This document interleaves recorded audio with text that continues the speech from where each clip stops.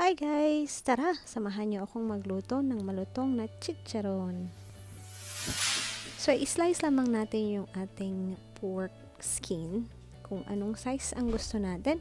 Pero ako mas gusto ko siya mga 2 inches by 1 inches or 1 by 1. Then, budburan lamang natin siya ng asin. Ang gamit ko dito is Himalayan salt, pero kahit ano namang salt, pwede nyo gamitin.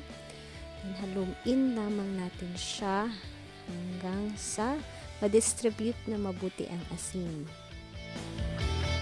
Set up na natin ang ating kalan. It would be on a very low fire lamang.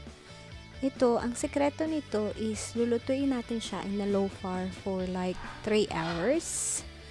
Ayan, kailangan lamang natin i-make sure na lubog talaga yung balat sa mantika. Oh, by the way guys, ang recipe natin ng chicharon na ito is hindi mo na siya kailangang ibilad pa sa araw at hindi mo na rin siya kailangan pang pakuluin sa tubig. Kailangan lamang nating siguraduhin na siya ay lubog sa mantika. Ayan, then after 1 hour, yan na siya. Then after 1.5 hour yan, makikita natin, low fire tayo, pero kumukulo na yung mantika natin. Every 30 minutes, kailangan natin siyang haluin para hindi dumikit sa ilalim. Then, after 2 hours, magto-turn into brown na siya. Then, makikita nyo sobrang sticky na siya, para na siyang glue. Keep on halo lang maybe after 15 minutes para hindi siya dumikit sa ilalim. So, wag naman sobrang halo para hindi siya madurog. Maybe every after 15 minutes kapag nag 2 hours na siya. And then, adjust na po natin yung ating apoy from low fire. Ilalagay na po natin siya sa medium fire.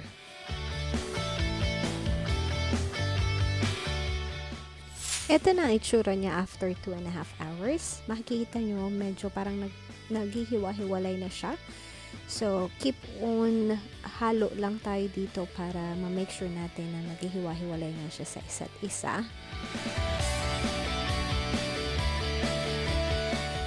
Tapos, mga 15 minutes left na lang for 3 hours. I-high fire na natin siya. And then, ito, hindi na talaga titigilan ng halo dito. Ito na yung huling phase niya. Ayan, makikita ninyo. Medyo yung mga bubbles niya medyo dumami. Tapos, ayan, medyo natutoast na siya. Keep on halo lang dito mga kakusina. And then, ayan.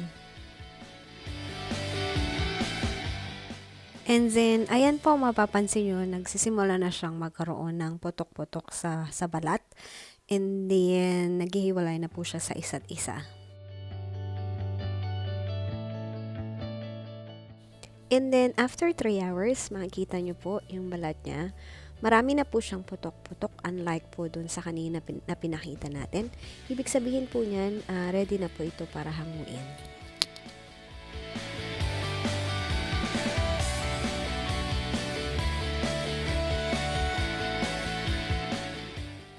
And then, ayan, kung mapapansin nyo po, medyo tumigas na po siya at naghiwa-hiwalay na po siya sa isa't isa.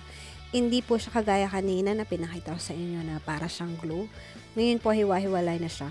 And then, 2 signs po na pwede nyo siyang hanguin sa apoy. Una is, pag pinukpok nyo po siya ng inyong panghalo, maririnig nyo na matigas na siya.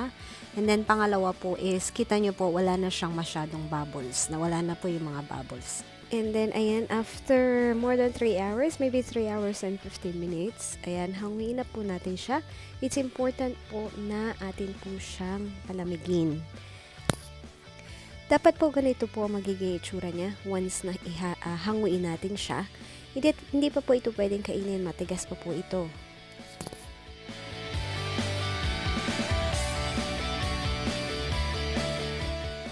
Oh, by the way, pwede po natin siya palang i-preserve ng pangmatagalan hanggang sa ready na po natin siyang kainin.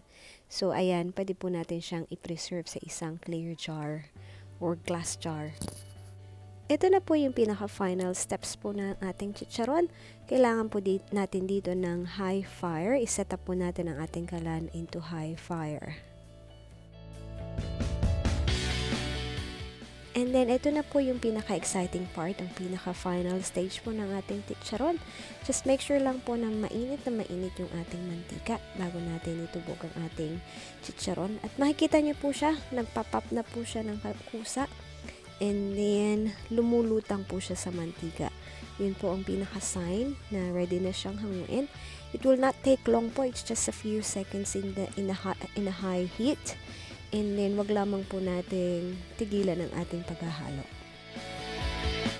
And then, kapag ka po nakikita nyo na medyo wala na kayong nakikita na makunat na part, nakita nyo na malutong na lahat ng sides niya, pwede na po siyang hanguin. And then, ito na po ang ating final product. Ayan. Napakalutong po nito. Hindi nyo na po ito kailangang ibilad or pakuluin sa tubig.